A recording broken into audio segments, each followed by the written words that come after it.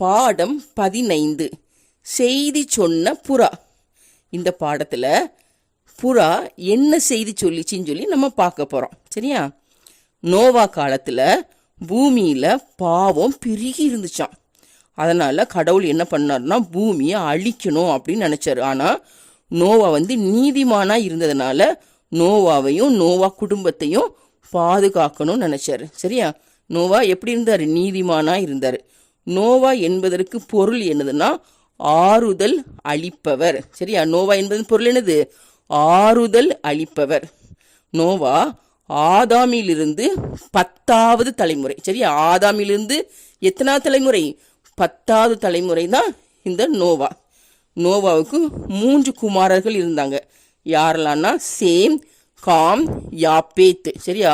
நோவாவுக்கு எத்தனை பிள்ளைங்க? 3 பிள்ளைங்க. நோவாவுடைய குமாரர்கள் பேர் என்னது? Same, com, யாப்பேத். நோவாக்கு அப்பா பேரு லாமேக். சரியா? நோவாவுடைய அப்பா பேர் என்னது? லாமேக். கர்த்தர் நோவாவுடைய குடும்பத்தை பாதுகாக்கணும்னு நினைச்சாரு. அதனால என்ன பண்ணுவார்னா நோவா கிட்ட சொல்லுவாரு, நீ ஒரு பெரிய பேழை செய்யணும். பேழை செஞ்சு அதுல எல்லா அனிமல்ஸ்லயும் பேர்ட்ஸ்லயும் ஒவ்வொரு ஜோடி அந்த பேழைக்குள்ள நீ அனுப்பி வை. நான் உன்னோட குடும்பத்தையும் அந்த அனிமல்ஸ் பேர்ட்ஸையும் நான் பாதுகாப்பேன் அப்படின்னு சொல்லிட்டு சொல்றாரு. எந்த மரத்தால பேழை செய்ய சொன்னாருன்னா கொப்பேர் மரத்தால நீ பேழை செய்யணும். அந்த பேழையோட அளவு எப்படி இருக்கணும்னா 300 முழ நீளம், 50 முழ அகலம், 30 முழ உயரம் இருக்கணும்னு சொல்லி சொல்றாரு. உடனே நோவாவை என்ன பண்றாரு? கர்த்தர் சொன்ன அதே மாதிரியே கொப்பேர் மரத்தால ஒரு பெரிய பேழை செய்வாரு.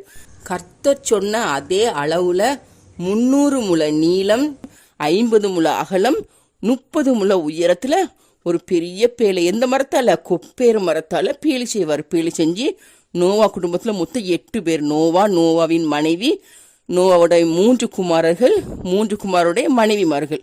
அப்படி மொத்தம் எத்தனை பேர்?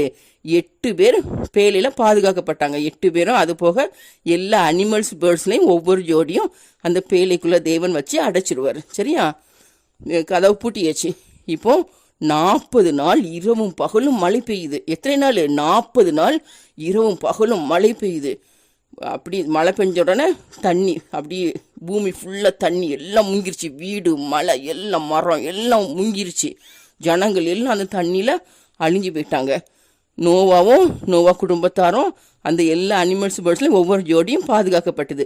எல்லாரும் எதுக்குள்ள இருக்காங்க? அந்த பேழைக்குள்ள இருக்காங்க. ஃபுல்லாக தண்ணியானோன்னா அந்த பேழை மூவ் ஆகுது. அப்படியே மூவாய் போயிட்டே இருக்கும். அதுக்கப்புறம் 40 நாள் கழிச்சு மழை நின்றோம். நின்னதுக்கப்புறம் தண்ணி அப்படி கொஞ்சம் கொஞ்சமாக வடிய ஆரம்பிக்கும். மொத்தம் பூமியில 150 நாள் தண்ணி இருந்துக்கும். சரியா? எத்தனை நாள் மழை பெஞ்சி? 40 நாள் மழை பெஞ்சி. தண்ணி பூமியில எத்தனை நாள் நின்றுச்சான்? 150 நாள் நின்றுச்சான். அதுக்கப்புறம் கர்த்தர் நோவாவை குடும்பத்தை நினைவு கூறுவார். நினைவு கூறுவது என்ன பண்ணுவாருன்னா காற்று வீச பண்ணுவார். பெரும் காற்றை வீச பண்ணுவார். வீசும்போது அந்த தண்ணி அப்படியே வத்த ஆரம்பிக்கும். 7ஆம் மாதம் 17ஆம் தேதி இந்த பேழை என்ன பண்ணுன்னா அரராத் அப்படிங்கிற ஒரு மலையில மோதி அப்படியே நின்றோம். சரியா? இவ்வளவு நாள் மூவ் ஆகிட்டே இந்த பேழை அரராத்துங்கிற மலையில நிக்குது. அப்படி அரராத் மலையில மோதி நிக்குது. சரியா? எப்போ? 7ஆம் மாதம் 17ஆம் தேதி. அதுக்கப்புறம் 10ஆம் மாதம் 1 தேதியில என்ன ஆகும்னா அந்த மலை சிகரம்லாம் பெரிய பெரிய மலையெல்லாம் இருக்குல்ல, அந்த மலைகள்லாம் தெரியும். அந்த அளவுக்கு தண்ணி கொஞ்சம் கொஞ்சமா வத்த ஆரம்பிச்சிடும். அப்போ மலை சிகரம் எப்போ தெரிய ஆரம்பிச்சிச்சு? 10ஆம் மாதம் 1 தேதியில அந்த மலை சிகரங்கள்லாம் தெரிய ஆரம்பிச்சு. அதுக்கப்புறம் கொஞ்ச நாள் போயிடுச்சு. போனதுக்கப்புறம் நோவா என்ன பண்ணுவார்னா இந்த தண்ணி வத்திருச்சா அப்படின்னு தெரிஞ்சுக்கணும் அப்படின்னு சொல்லிட்டு ஜன்னலை திறந்து ஒரு காகத்தை வெளியே விடுவார். சரியா? காகத்தை ஃபர்ஸ்ட் வெளியே விடுவார். இந்த காகம் என்ன பண்ணுவோம்னா அப்படியே எல்லா இடமும் சுற்றி திரிஞ்சிட்டு அவ்வளோ தண்ணியாக இருக்குமா, நிற்கிறதுக்கு இடம் இல்லாமல் அது என்ன பண்ண பழையபடி நோவாக்கிட்டே வந்துடும். அதுக்கப்புறம் இப்படி இந்த திரும்பவும் காக்கா வெளியே விடுவார். அது சுற்றிட்டு வந்துடும். இப்படி இந்த காக்கா போயிட்டு வந்துக்கிட்டே இருக்கும். அதுக்கப்புறம் நோவா தாத்தா என்ன பண்ணுவாங்கன்னா ஒரு புறாவை வெளியே விடுவாங்க. இந்த புறா என்ன பண்ணுன்னா பூமி எங்கும் சுற்றிட்டு அதுக்கு இலைப்பாறை, அதை உள்ளங்காலால் நிற்கிறதுக்கு அங்கே ஒரு இடமும் இல்லை. அதனால என்ன பண்ணால் திரும்பி நோவா தாத்தாக்கிட்டே திரும்பி வந்துடும். ஒன்று நோவா தாத்தா என்ன பண்ணுவாங்கன்னா கையை நீட்டி அந்த புறாவை பிடிச்சி உள்ளே எடுத்துக்குவாங்க. அதுக்கப்புறம் 7 நாள் கழித்து மறுபடியும் இந்த புறாவை வெளியிடுவாங்க. இந்த புறா போயிட்டு சாயங்காலத்துல திரும்பி வருது. நோவதாத்தா அதே மாதிரி கையை நீட்டி அந்த புறாவை பிடிக்காங்க. பிடிச்சா அந்த புறாக்கு வாயில அது கொத்திக்கிட்டு வந்த ஒரு ஒலிவ மரத்தோட இலை இருக்குது. சரியா? அந்த புறா எதை கொத்திட்டு வந்துச்சு? ஒலிவ மரத்துக்கு இலைய கொத்திட்டு வந்துச்சு. இதனால நோவதாத்தா என்ன தெரிஞ்சுக்கிட்டாங்க? மரம் தெரிகிற அளவுக்கு தண்ணி வத்திருச்சு அப்படின்னு சொல்லி தெரிஞ்சுக்கிட்டாங்க. சரியா?